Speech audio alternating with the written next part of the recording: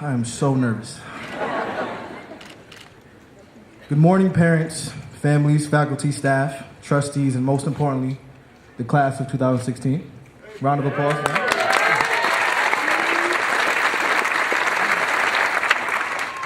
Congratulations, we finally made it. I must admit that when I learned that I was the one chosen to give the senior speech, I felt ambivalent. On the one hand, I was excited and honored, but on the other hand, nervous and almost out of my mind. I thought to myself, must I really speak at graduation? What is the exact date of graduation? And how much time I needed to prepare my speech? How long does it have to be? Then I really began to panic when I realized that I have to deliver a message to my classmates and it had to be a worthy one. One that some of them remember and take away with them. Maybe this was one of those huge challenges that I had to face. I certainly didn't feel capable or proficient enough to accomplish it. But hey, it was September and I had all the time in the world. That's what I thought. Everybody was like, hey Collin, you worked on your speech yet? I'm like, yeah, it's almost done. Don't even worry about it. Meanwhile, I probably had a word count of like 12. After these worrisome conversations, I went back to my room where I sat down and slowly and deliberately began to write a rough draft, or at least an outline, listing some appropriate ideas I intended to cover in my speech. I then realized that there was not nearly enough in this outline to motivate anyone, let alone the senior class at Forman. What I was forced to do was to look into myself and clearly look at my true feelings while reflecting upon my life up to now. Do many young people in my situation tend to shy away from areas where they feel inadequate, and are they reluctant to tackle the unknown? Do they hesitate to take risks which could make them feel uncomfortable? I need to ponder upon these questions as I continue to work on my speech. I know that for me, growing up in a rough neighborhood in Queens, New York, meant that I had to create a special persona in order to survive. And unfortunately, sometimes it was not a constructive one. It was my family who kept me grounded and reminded me of my moral compass. I know it is difficult for you to believe, but I was once shy and quiet teen who was easily influenced by my environment. In New York City, there's a cacophony of voices, and many of these voices are striving to be heard for survival. My survival voice was strong, but I realized I need to change my environment, certainly, but also change my attitude. Theodore Roosevelt, statesman, explorer, soldier, naturalist, author, reformer, and the 21st president of the United States said, "Far better to dare mighty things and win glorious triumphs, even though checkered by failure, than to rank those poor souls who neither enjoy much nor suffer much because they live in the gray twilight that knows neither victory nor defeat."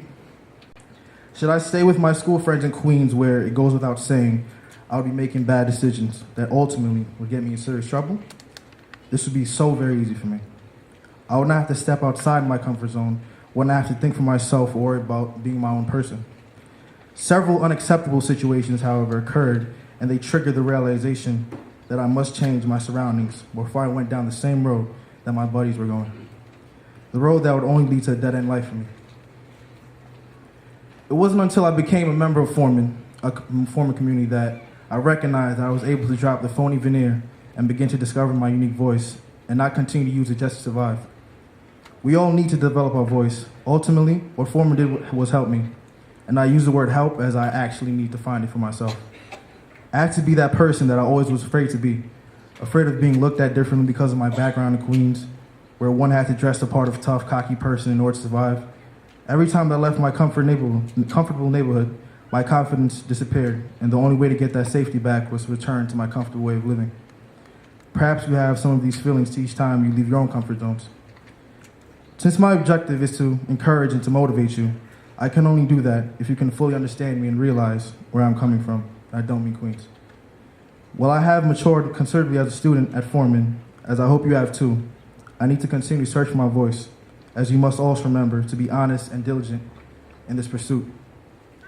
I must continue to work on this voice, and now in the future, in order to be a more well-rounded person. I'm aware that I have no problem giving my opinions and sometimes give them in a bold manner.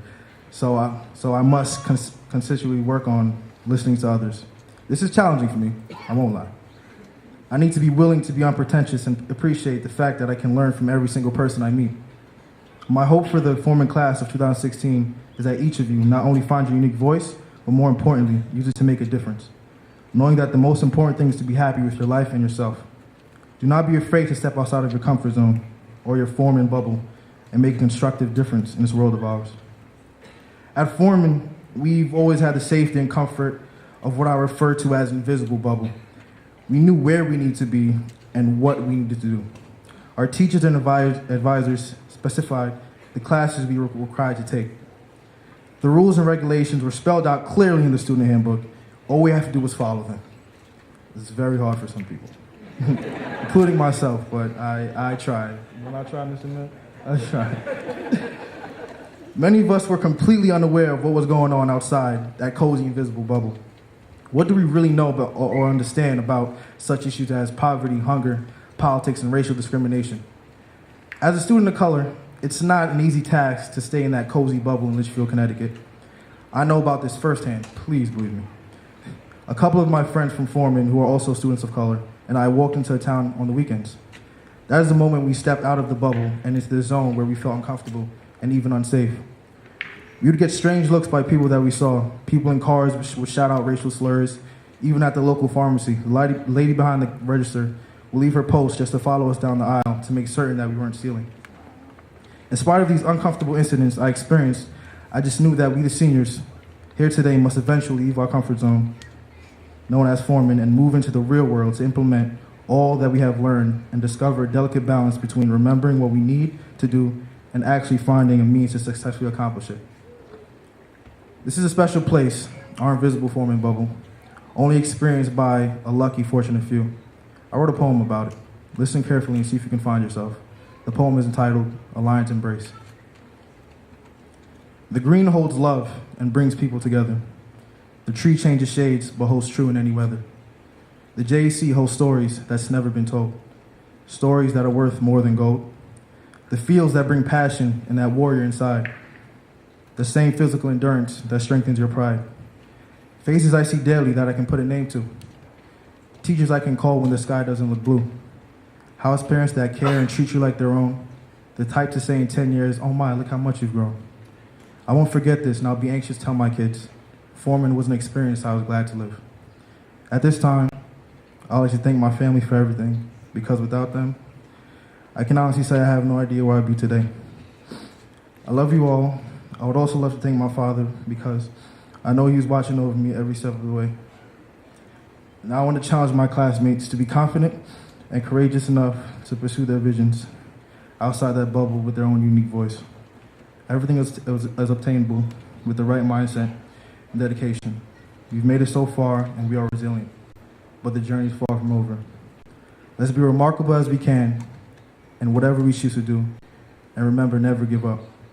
President Theodore Roosevelt said, whenever you're asked to do a job, tell them, certainly I can, and get busy and find out how to do it. Thank you.